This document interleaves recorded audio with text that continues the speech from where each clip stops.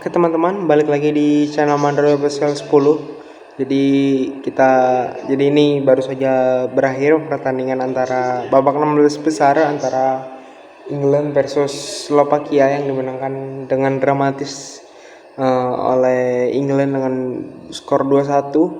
Jadi kita langsung saja ke pembahasannya. Oke, ini sambil nonton pertandingan Spanyol versus Georgia. Dari tadi Spanyol nyerang mulu lewat sisinya Nico Williams ataupun Yamin Yamal lagi ngedominasi banget Spanyol. Udah jalan hampir 10 menit. Jadi kita langsung saja ke pembahasan England dan Slovakia. Jadi dari starting 11-nya dari start ke distract mulu ya, maaf ya kalau ke distract soalnya Spanyol lagi nyerang. Jadi kita mulai dari starting 11 England dulu. Ada Jordan Pickford di posisi penjaga gawang, sama lah. Terus backportnya ada Trippier di kiri, terus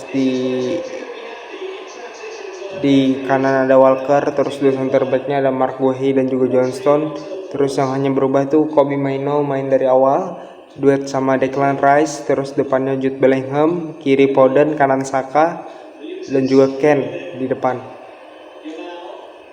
Jadi sepanjang babak England gak kesulitan buat ngebobol pertahanan yang begitu kompak rapat dari Slovakia. Dan ya menurutku gol dari Slovakia sih jatuh dari langit. Itu jelek banget koordinasi duel udara antara Johnston dan juga Guehi, dan defendingnya Walker juga aneh, gila ngapain dia di belakang sendirian di situ, di tengah-tengah lagi nggak ada indikasi mau nutup yang kiri ataupun ke yang di kanan, yang pada akhirnya dipas dan berbuah gol. Dan sangat England sih kalau gini terus mainnya sih lawan Swiss sih bisa bahaya ya, bisa go home sih kalau nggak ada perubahan. Ya menurutku kayaknya kecuali Ken sih, kayaknya Ken memang perannya penting walaupun mainnya sangat-sangat anyep, sangat-sangat tidak membuat peluang selama 90 menit ya jadi di depan sih harus diganti sih, dirotasi.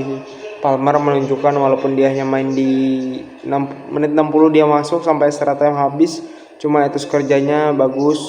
Cole Palmer ya dia membuktikan lah bahwa memang dia pantas satu tempat untuk di starting 11 England. Jadi menurutku Palmer harus main di kanan, terus di kiri ya kasih aja lah Foden atau Saka sih, tetap main terus di kiri, Foden ganti Palmer main di kiri atau Saka main di kiri. Terus ya tetap aja Kobbie Mainoo sama Declan Rice, gila Kobbie Mainoo mainnya cukup tenang, terus dribblingnya lengket banget di kaki, gila Kobbie Mainoo tuh menurutku adalah Pogba versi kecil, gila. Kan Pogba kan tinggi gede, kalau Mainoo kan walaupun badannya gede cuma nggak terlalu tinggi, ya mirip-mirip Pogba lah playstylenya. Kobbie Mainoo luar biasa top, dan kalau nggak salah dia sepanjang babak mencatatkan akurasi passing di atas 90% kalau nggak salah buat Kobbie Mainoo. Dan sebelum babak extra time Kobbie Mainoo ditarik keluar oleh Gareth Southgate, dimasukkan Ivan Toney buat menyerang, dan akhirnya pada menit 90 plus 5 England berhasil memecah kebuntuan melalui gol dari Jude Bellingham, salto bro. Dan di babak extra time England kembali membuat keunggulan bertambah menjadi 2-1 melalui Harry Kane, assist dari Ivan Toney dan juga hasil free kick dari Cole Palmer. Berapa kali Foden ngambil free kick walaupun sampai sih bagus juga, cuma ya Foden kurang sih entah kenapa. Dan juga banyak orang yang ngeritik bahwa Foden itu layak mobil BMW atau mobil Ferrari, cuma nggak ada kuncinya jadi nggak bisa dipakai. Itulah gambaran Foden di timnas England kali ini. Ya mudah-mudahan banyak PR sih buat timnas England buat kedepannya di quarter finals lawan Swiss, karena kita tahu Swiss bermain sangat-sangat bagus, apalagi di tengah mereka cukup solid. Dan kalau England kayak gitu mainnya sih hancur sih di babak perempat final. Jadi ya itu sih buat preview singkat aja setiap laga yang aku buat. Dan selamat buat timnas England yang lolos ke babak perempat final. Dan apalagi yang kita bahas ya? Ya dari pemilihan pemain Southgate sih udah aneh sih. Ya maksudnya selama pemilihan pemain buat Euro ini udah aneh.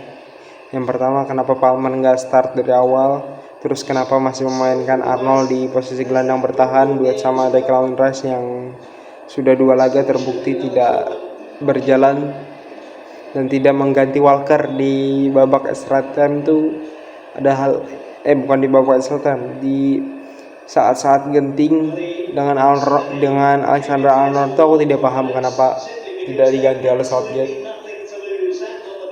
Dan ya ketika salah satu kesalahan yang fatal ada ketika dia tetap membawa Luke Shaw ke Euro, padahal Luke Shaw tidak bermain sepanjang musim dan masih dalam keadaan cedera.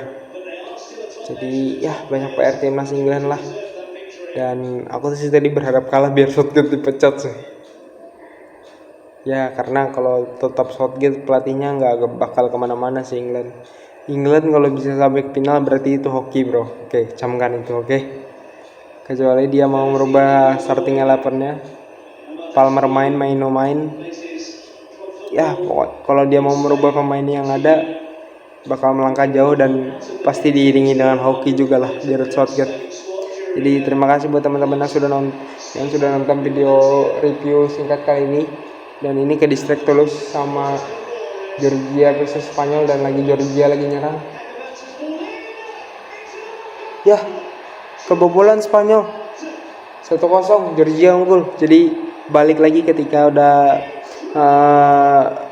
pertandingan Georgia Spanyol selesai. Oke. Jadi terima kasih buat teman-teman yang sudah menonton. Jangan lupa untuk like, subscribe, comment, and see you the next video. Bye teman-teman.